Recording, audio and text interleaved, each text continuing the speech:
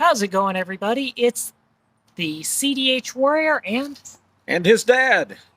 Welcome back to a Mondays on Mondays. Once again, let me just start with a disclaimer before we get further, but just explaining that we are not medical professionals. We do not have a background in anything medical, psychological, sociological, possibly pathological, but we won't discuss any of that. But the general focus of what we're looking at is just to be able to discuss of how to be a family and deal with the special needs issues. In our case, it's a matter of my son with CDH. I had a daughter with aplastic anemia. So between the two, we've had quite a bit of experience in dealing with special needs children and the life that's involved. So once again, welcome back, and hopefully you can provide some input and tell us what you feel. So with that, let's roll the title.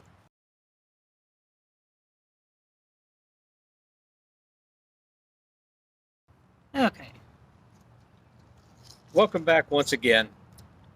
The topic today, and part of what we wanted to discuss, is how do you try and be a normal family when you're dealing with abnormal situations and special need children's and all of the requirements that are involved there.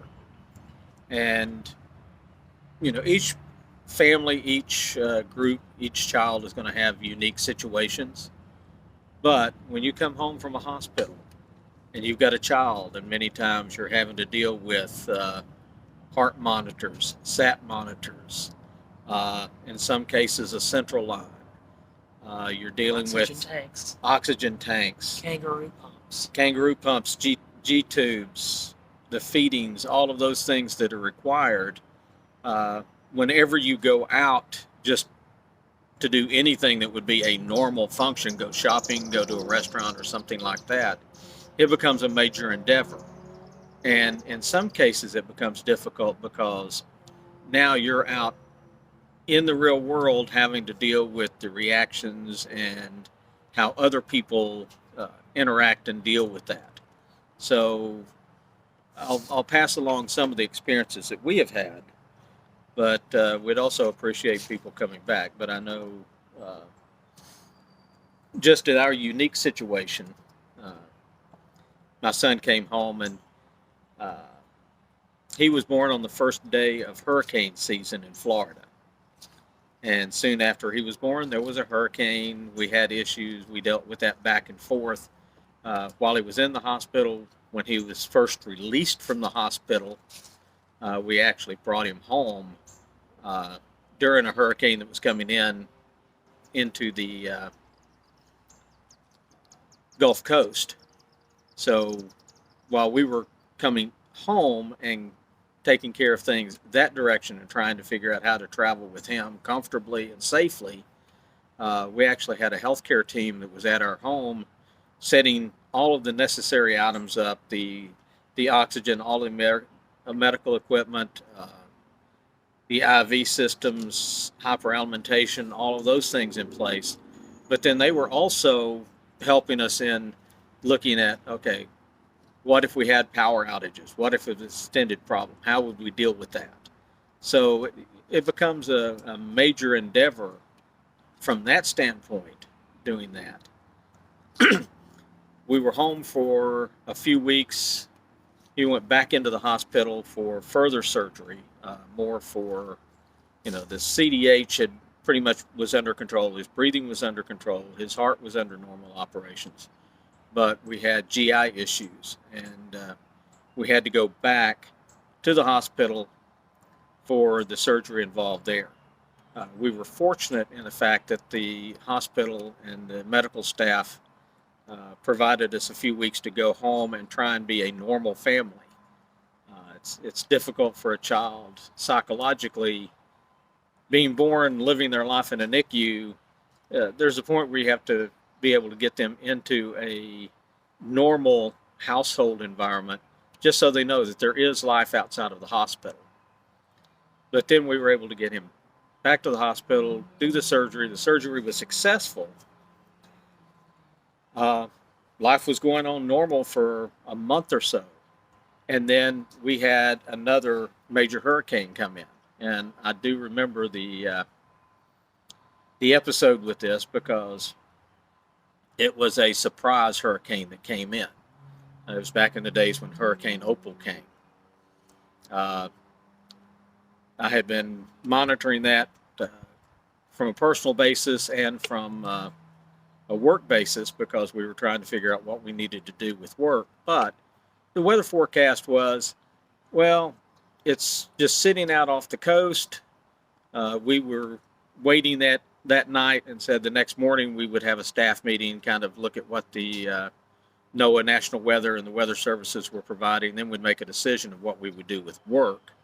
My wife and I had lived in Florida for a number of years and been through a few hurricanes. And in general, a Category 2, even a Category 3 were not significantly threatening where we lived.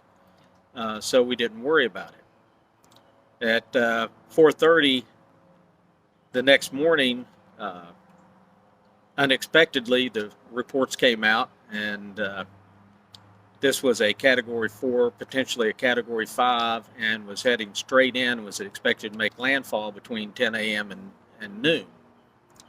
So we very quickly had to put together everything we needed to leave the house, get away from the coast, find a place to be, but at the same time having to deal with the kangaroo pump, the oxygen, the monitors, all of the necessary equipment that we had to do. So these are things that normal families, and I say normal, would not have to deal with. You know, it's enough of a struggle just to try and get your belongings together and get out.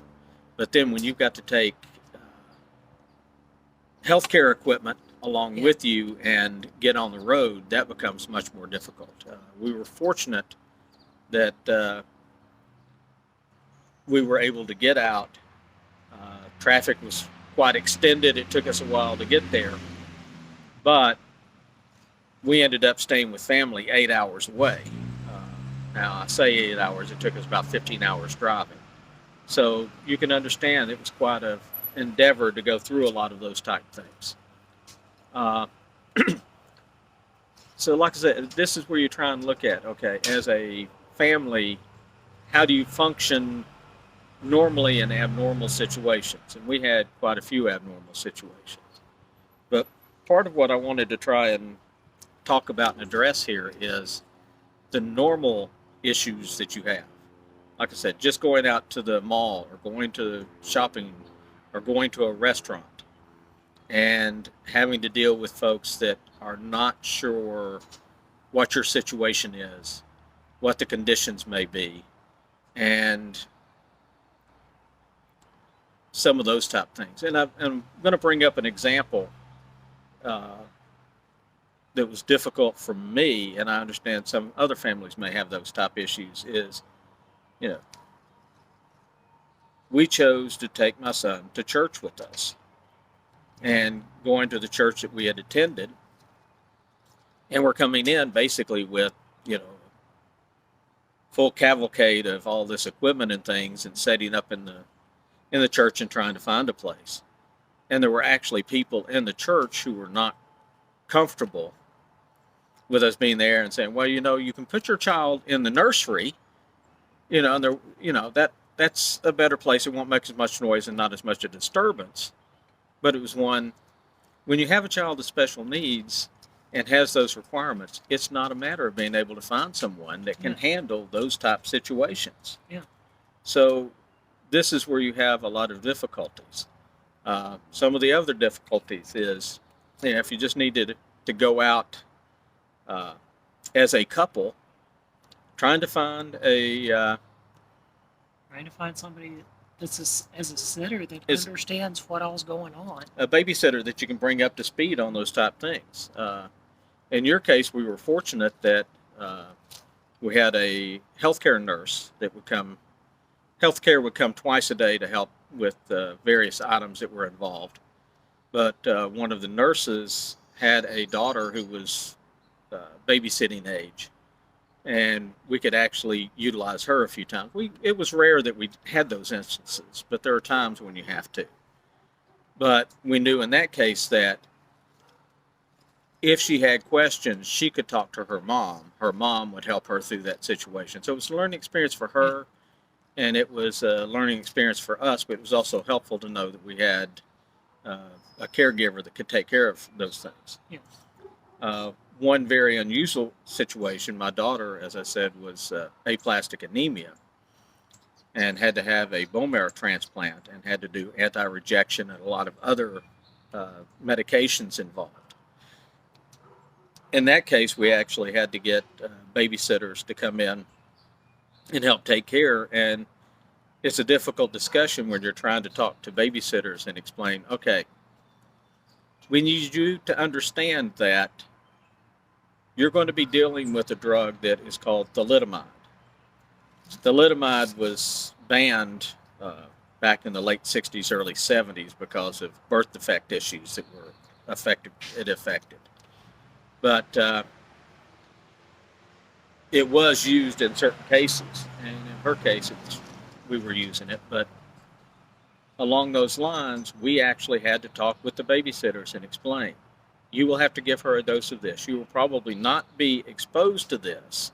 It's probably not going to cause any problems with you, but we need you to understand that do not have sexual activity where you may have a child within 6 months of babysitting, because this could cause a birth defect, a serious life-threatening birth defect, should that occur. So this is why I wanted to kind of bring up in this topic and within this group is you've got a lot of situations that are difficult to talk with people about, difficult to explain to people, but you have to be able to be comfortable with explaining, that these are unique situations, there are unique medical conditions involved, there are unique medications involved, and this is where you have to go through those things. So, like I said, just wanted to bring that up. Drew, did you have anything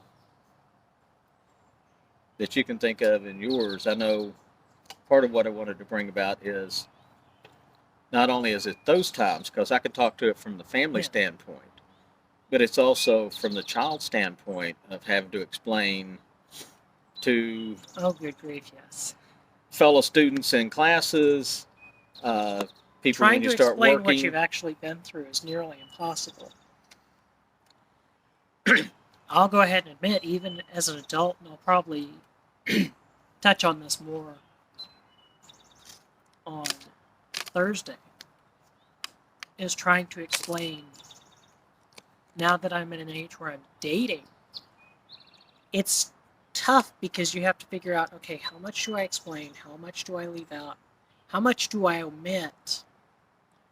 So as not to scare someone, but give them an understanding that, I've been through a lot, and I'm probably still going to go through things. I'm still going to go through issues. It is. It's difficult on that standpoint. One advantage, or one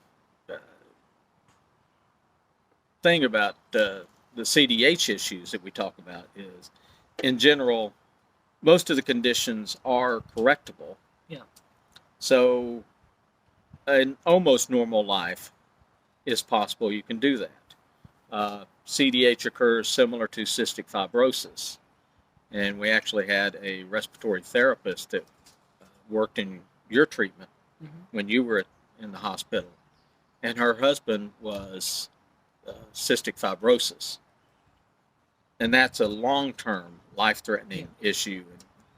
But in their case, it was one, he basically had a wife who understood his condition and could understand what was necessary should that occur. Yeah.